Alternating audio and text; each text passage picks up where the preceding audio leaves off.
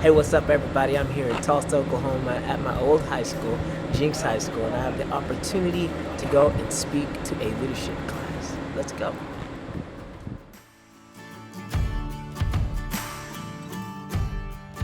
You just put Brian at the top. So, thank you for allowing me to come here and to speak with you all. So, this is a leadership 2 class, right? Awesome. And so, we have different grades, right? From sophomore to senior. Oh, that's awesome.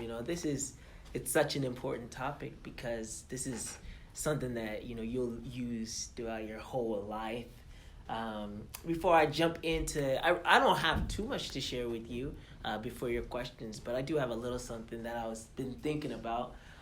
Just to tell you a little bit about myself, I graduated from high school in 2010. It's crazy that I'm coming up on my 10-year anniversary. I'm like, where is time going? And so I was a Jenks lifer. Any Jenks lifers in here? Yes. Oh, man. I remember we had the pre-K over here, and then kindergarten at East, and then East throughout, Jenks East throughout my elementary years, and then ultimately finishing up here. After I graduated, I went straight to Oral Roberts University, and I studied organizational and interpersonal communications. It was awesome. I absolutely loved it. I started out as a music major, and then the second semester of my freshman year, I was like, I think I need to do something else. Music's my passion. I love what I wanted to do with my life. But I just felt like I needed to do something else. So I did communications, and I loved it. And so I graduated from college in 2000. And honestly, this is stuff you don't have to take notes on this. Everybody's like, no, that's all right. You don't have to take notes on this if you want. But I don't know what your requirements are, so I'll let you do your thing. But so I graduated from college in 2014. And so upon graduating from college, I know all throughout college I was doing music. And so I was writing music. I was one of the worship leaders on campus. I was traveling. I was doing a lot. Everything centered around music, but my education was in communication. That's what I was studying. So when I graduated college, I knew that music is what I wanted to do. But I knew that if I was going to be able to do this for my life, I had to be able to make a living. And so I was really blessed to have my brother, who's my manager, who's my business manager and my manager. And so we've been working together for the last 4.5 years. And within us working together, I had no clue how much leadership would be involved. And so, you might ask the question, where would you need to be a leader? One, I had to lead myself, because I essentially am an entrepreneur. That's what I am. And so I have to get up every single day, and I have to make myself do the work that I don't have really, besides Jasper, thank God for Jasper, who's my accountability when I need to get things done. But by and large, I have to have the leadership. I have to lead myself to get things done. I have to be the one to tell myself, you have this deadline to get this done. And then on another level, we do a lot of shows and concerts. We do a huge concert in town. It's a Christmas concert that we've done for the last 3 years. And we literally have over 60 people involved in the concert. And so we're leading people now, right? We're leading people. Then on another side, we have the recording of music. And so I'm dealing with producers. I'm dealing with people who are mixing and mastering my music. And essentially, I have to lead them through that process in order for me to be able to get the desired outcome that I want. And so that's another level of leadership. And then we do, with every song that we release, we shoot a music video for it. And so then we're now leading a production team. We literally had a shoot yesterday. We left Tulsa at 3 a.m. in the morning, and we drove to a place in the middle of nowhere called Davis, Oklahoma. Has anybody been to Turner Falls? Mm-hmm. There's a place called Turner Falls. It's beautiful. So we were shooting on location. And so we put all the stuff together for that and had to lead the team. And so leadership that's leadership for me. But really leadership is something that each and every single one of us will partake in our lives. Period. So now I got married in August. And now I am leading a home. I'm leading a home now. And it's a totally different leadership than anything that I've ever done in my life. And so I think we're all growing in our leadership at every aspect of our lives. And so whatever, you guys can each probably identify 5 areas in your life where you're having to lead right now. And so leadership, I just want to set the tone by saying that leadership is something that we all will do in life. Okay? And so now I've been thinking about leadership and, what to say to you guys about leadership that, you have an amazing teacher, so you really honestly don't really need me to come here and talk to you about the intricacies of leadership because she's so awesome at it. But there's really 3 things that I think that are important in leadership, okay? And so I would call these the 3 C's of leadership. The 3 C's of leadership. And the first C for me is this: communication.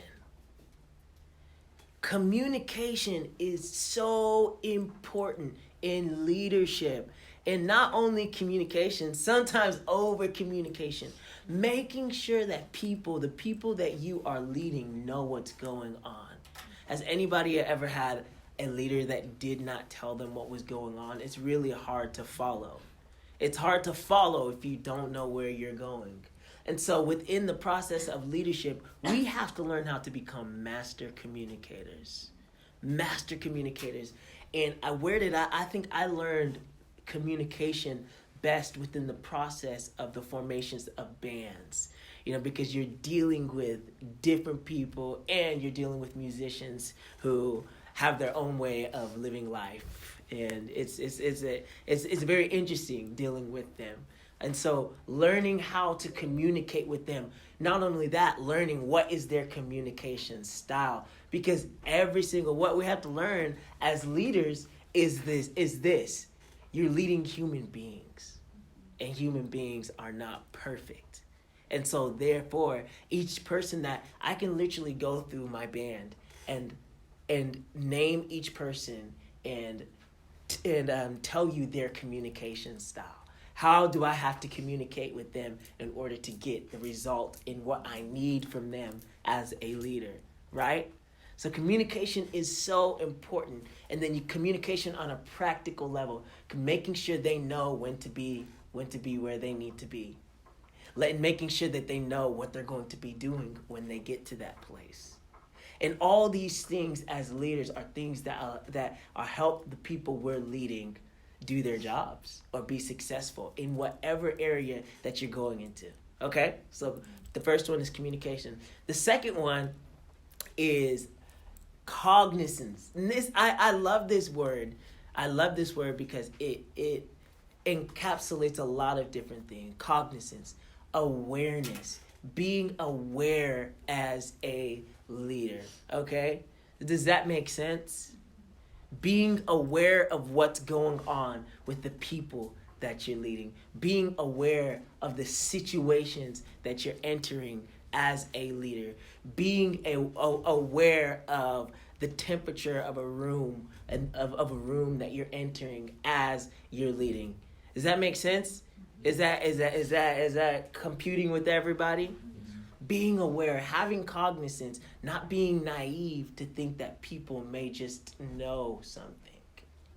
But having the cognizance to realize that you need to communicate it with them so that they can ultimately carry out the duties that you're asking them to do so that they can follow you as the leader, right? And the last C is compassion. Compassion. I remember when I first started leading teams of people within, whether it was producing music, whether it was leading a band, whether it was this, and that. What I I would always get so mad when people would let me down. I would always get so mad at them, and I would want to, whether I want to retaliate, whatever. I would just get so mad at them. I would get so mad that you're not meeting your deadline, that you're not coming prepared, that you're not, whatever it is. I would just get so mad at them. But then I started realizing that these people have lives too. And that these people are going through things. Like, a great example of this is one of the girls, a girl who's a part of my band who sings with me. She was late to a sound check this past weekend. And I was upset. I was like, why is she mad? Why is she late? I don't understand. And because she said that she wasn't feeling well. I was like, that's not a good excuse. That's what I was saying in my heart. But then she comes and tells me that, I'm very sick right now. I'm going through chemotherapy. And I'm like, whoa, wow. I had no, as the leader, I had no clue. And I could have gone off on her when she arrived and been like, why are you late? We told you, I texted you not to be late.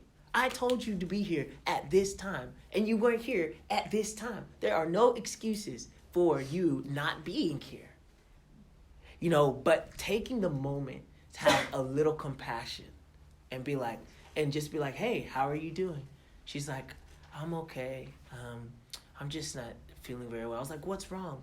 Well, I'm having chemotherapy right now, because I have a tumor. And I was like, whoa, I didn't even know that. Oh my goodness, that's crazy. For me, that epitomizes leadership. Being able to have compassion and being able to see where people are and to meet them at that place.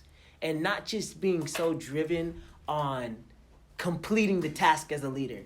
Because I'm a very driven person and I like to get things done. But sometimes if I'm not careful, I'll forget that people have lives and people are going through things and people are people. People are people. And my task that I'm asking them to do as their leader is not the only thing that they're doing in their lives. It's not the only thing that they are that their lives are surrounded by.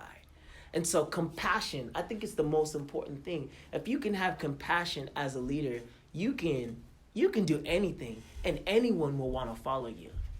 Anyone will want to follow you. Very few people want to follow a leader that lacks compassion. Right? And not only will they want to follow you, they'll work so hard for you. The thing is, this past weekend, we had an event on Friday, and then on Saturday, we had an all-day rehearsal. And so the fact that I recognized on Friday that I feel your pain. I'm sorry that you felt this. She came in with the best attitude on Saturday. And we had an amazing rehearsal on Saturday where she pushed it for me and she gave me everything that she could. Even in the midst of taking pills and being sick. And, she pushed it. And I think that's because, we had the opportunity, obviously she loves what she's doing too, but having an environment where people are compassionate is so important. So those are my 3 C's is communication, cognizance, and compassion. So yeah, question? Wow. That was awesome. Okay. Well, I'm going to start with some of these are kind of combined because they all wrote out their questions separately. Great. So, what were some of the adversities you and your family had coming from Zimbabwe to live in Tulsa? Yeah, my dad came to the United States in 1989. I wasn't born yet, so I was born here in the U.S. So some of the adversities, I would say that some of the adversities is obviously, it's a different culture for my parents. So they're coming into a different culture. And I know specifically for my brother, he was 5 years old when he came over. So he had to learn a whole nother language. And so that was obviously a difficulty that he had to overcome. And one of the things, and if you don't allow me if you would allow me to share this, well, I'm going to share it anyways. He, I think it was first grade, he was having difficulty keeping up with the class because of the language barrier. And so they decided to hold him back. And so he was held back. But when he got to 11th grade, he was like, I think I'm ready to go on. So he decided, he didn't need to do his senior year of high school, and just went on and took his GED and just graduated altogether, which allowed him to go on to college and allowed him just to do all the things that he wanted to do. And so that's some adversity. And then my mom came here with a 7th grade education, came to the United States with a 7th grade education. And upon coming to being here, she took her GED and failed twice. And like, this is a over 30-year-old woman, who's in the United States, a land of opportunity, but only has a 7th grade education.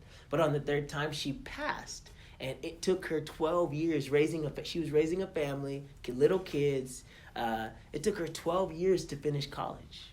But she finished it. And now she has 2 masters and is getting ready to graduate with her doctorate next May. Whoa.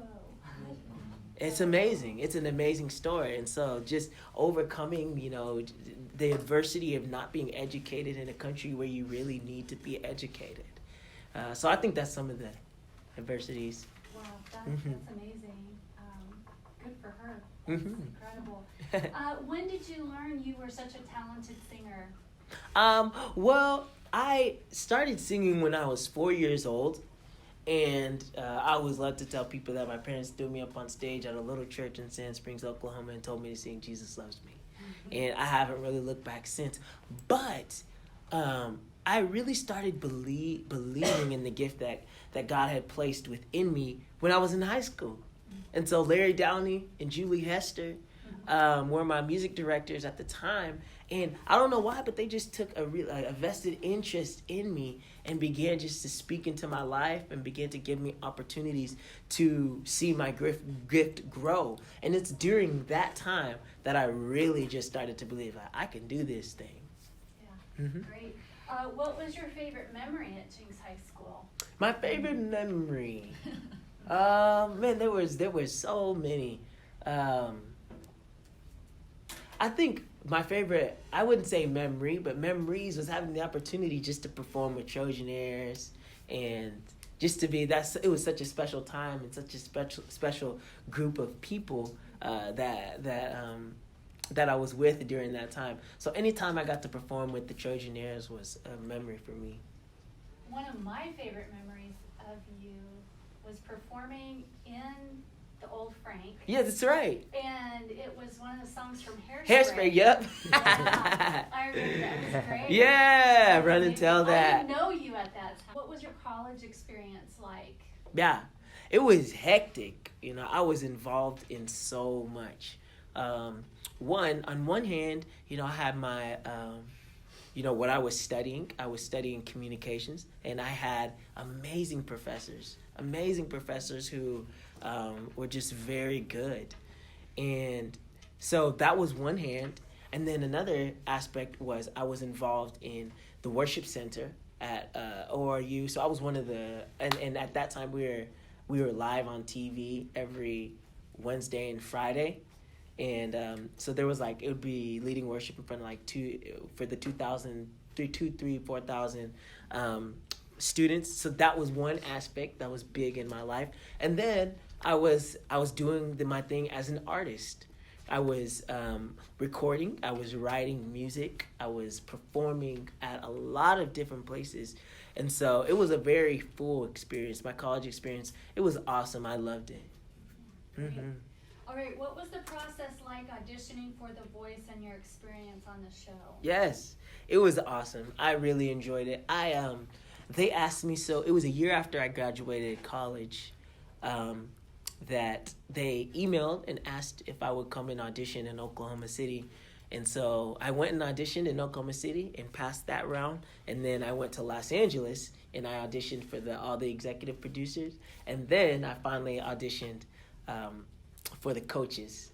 And so it was awesome. I always tell people my favorite experience was just having the opportunity to, work with and just be around Pharrell and Adam. It was a short time, but the time that I did have with them was really impactful.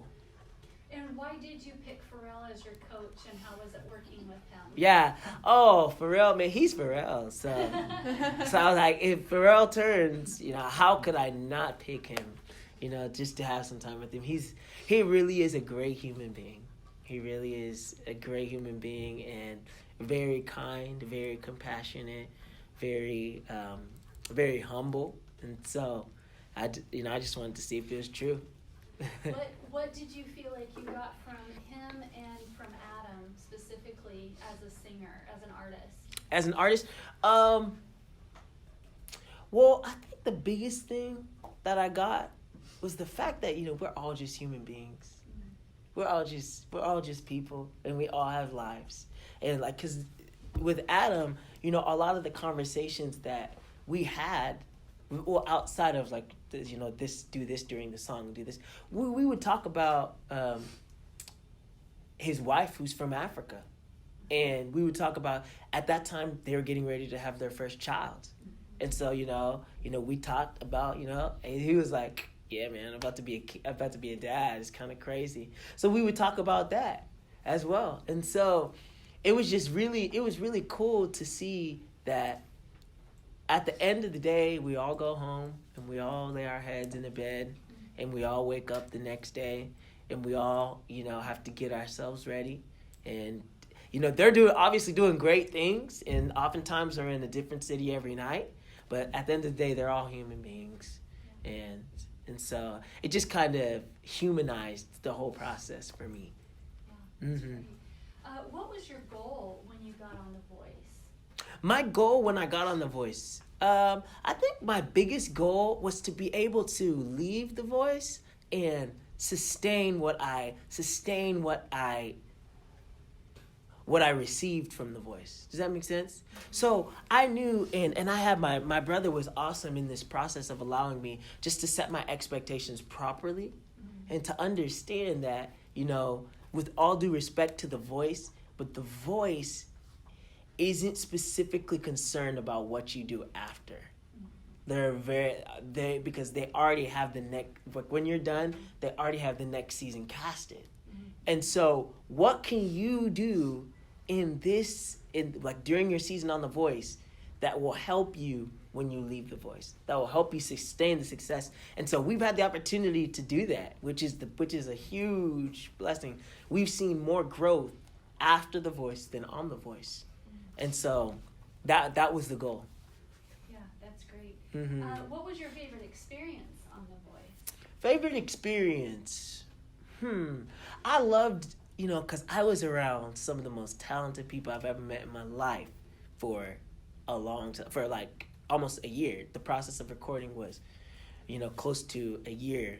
And so just being around so many talented people, some of them who are still my friends today, but being around that, and then being around the excellence of The Voice, it's really helped me in my leadership. And it's really helped me today because everything they do is literally at the top of the industry. From the production to the recording to the everything, because it encapsulated so many different aspects. We would have the music side, we would have the film side, and we would have the coaching side. And so it was super awesome to just see all of that. How has your fame from The Voice affected who you are, if at all? I don't know, because it's I'm around my family so much, so it doesn't really feel like I'm famous or anything or anything like that. So it doesn't. And I think the goal is so much bigger than just being famous. Mm-hmm. The goal is so much bigger than having, a lot of followers and fans. It's so much bigger than that. And so for me, it doesn't really it doesn't do too much for me, to be very honest. It just doesn't do too much for me. That's great. Yeah. So how has your exposure on TV helped you? Yeah. Oh, it's helped tremendously, because, we had the opportunity to be in front of millions of people. Furthermore, we had the opportunity, now, through avenues like YouTube and things like that, people all over the world can see it. And so it's helped us in that it gave us an opportunity to be placed in front of a lot of people. Okay. Mm-hmm. Before we leave The Voice, what advice would you give to someone who wants to go on The Voice or American Idol? I think it's so important just to be yourself. Just honestly, just be yourself. You don't know. I think that a lot of people who want to go on The Voice, they ask me, what do they want? Like, what do the people from The Voice want? I'm like, what the people from The Voice want is you. Is the most pure version of yourself. And it's too easy to know when you're faking it and when you're not yourself. And so I always tell people, if who want to go through that process, just be yourself and have fun. Like, truly have fun through the process. Don't stress too much. I probably stressed way more than I should have.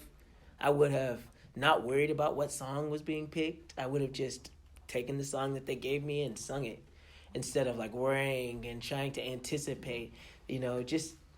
Just chill and have a good time. Okay. Mm-hmm. How many hours a day do you usually practice? Well, I don't specifically. So for me as an artist, it encapsulates so much. So it's not just music. Some days I have to focus on social media stuff. Some days I have to focus on writing a treatment for a music video. Some days I have to focus on the music. Some days I have to focus on just different aspects. And so I wouldn't say I specifically have like I practice this much a day. It's, as an artist, I do everything every day. Okay. What do you think you'd be doing if you couldn't sing? I don't know. I really don't know. I think about that quite often. I'm like, what would I be doing?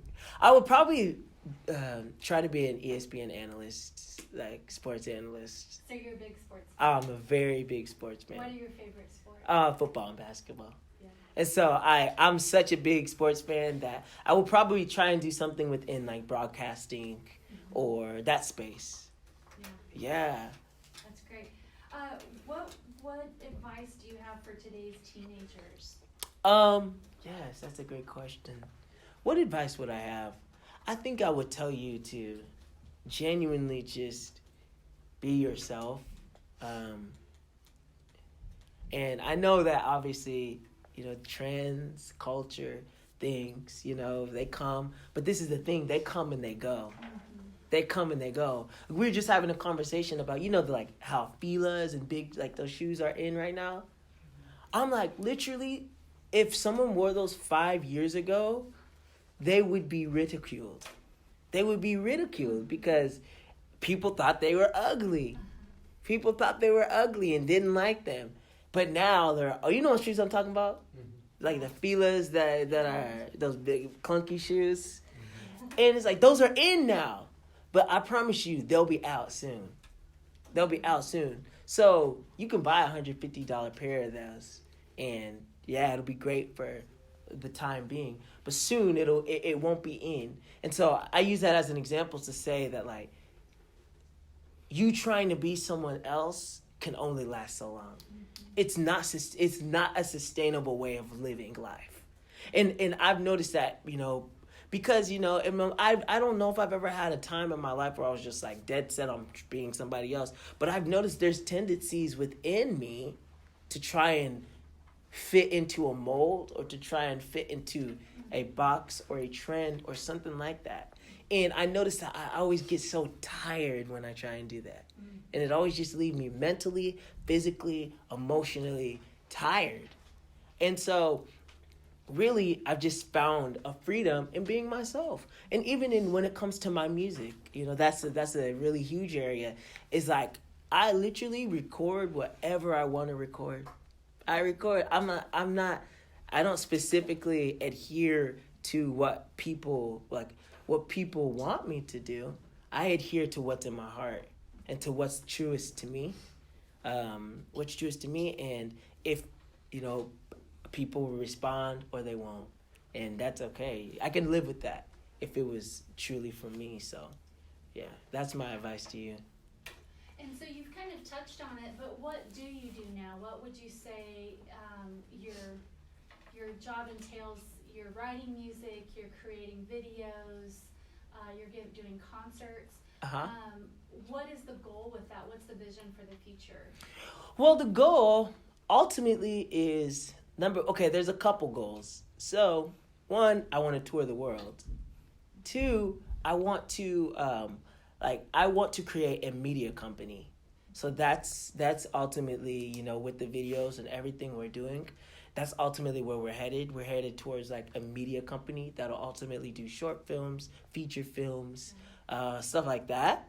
But then I also really I want to impact the world through philanthropy, through one of the things that we do is with the concert that we have, we do a backpack project that buys backpacks for children in Zimbabwe. And so we've had the opportunity to give away almost 3,000 backpacks to kids. And, these kids, that might be the only backpack they receive there throughout their education. And so, really taking the platform of music and leveraging it to make a difference in the world, that's really the goal, and to make a difference in people's lives. So, yeah. So touring the world, media company, and making a difference. Yeah, that's great. Can you guys tell he's a communication major? He's so good about going back and summing up every time. That is just. Oh, genius. Thank you. I don't even notice that. So it's a good education, you guys. Yeah. Speaking of which, Yeah. How many different places have you been while traveling, and what Yeah. has been your favorite place that you've been? Many places. Through the music, many places. Many places within the United States, all over the United States. Outside of the country, I've had the opportunity to really, not as many as I'd like, as I would like, but obviously more will come. But Uganda, Zimbabwe, Dominican Republic, Jamaica, Bahamas, where else? Canada, yes, Canada. I will be in Zambia and South Africa and Zimbabwe this summer, and but a lot of places. So some incredible experiences. What has been your favorite? My favorite. That's a tough question. That's a really tough question. I got to go on an amazing safari in Uganda, on the Nile River. It was awesome. It was truly, truly probably one of my favorite experiences to date. Okay. Mm-hmm. That's great. What has been the hardest thing you've had to face in your life, and how did you overcome it? Yeah, that's a great question too. I think the hardest thing that I've had to overcome, and I've had conversations with a lot of people about this, and I wrote a song about it, and we shot a music video for it. Maybe we can show it. Just the voices in our heads that tell us we can't do something, that are constantly like waging war against us on a daily basis, like just at every step of the way. I think about like state champions. I think about all the things you had to overcome in your mind to get to that place. I think about all the thoughts that you had like before, the ball was kicked, or I don't know how they start a lacrosse game. The check, did they check? It's a face-off. The face-off, yeah. Before the face-off, I'm sure there were so many thoughts in your mind or leading up to the game. But in our lives, even in school, all the thoughts, can I pass this test? Thoughts in your mind that are constantly waging war. And so I think that's the biggest thing, to be very honest, is being able on a daily basis to overcome the voices that are telling me that I can't do something. And ultimately realizing what I've ultimately realized is that it's okay to have those voices. It's not okay to let them overcome you, but it's okay to have those voices in your head as long as you're fighting, overcoming them. Does that make sense? Because we all have those voices. We all have doubt. We all have things in our mind that'll come, but just fighting to overcome them. I think that's what makes us stronger. And so, yeah, that's it. Great. What was the most influential moment of your life, if you had to look back and pick just one? Influential moment.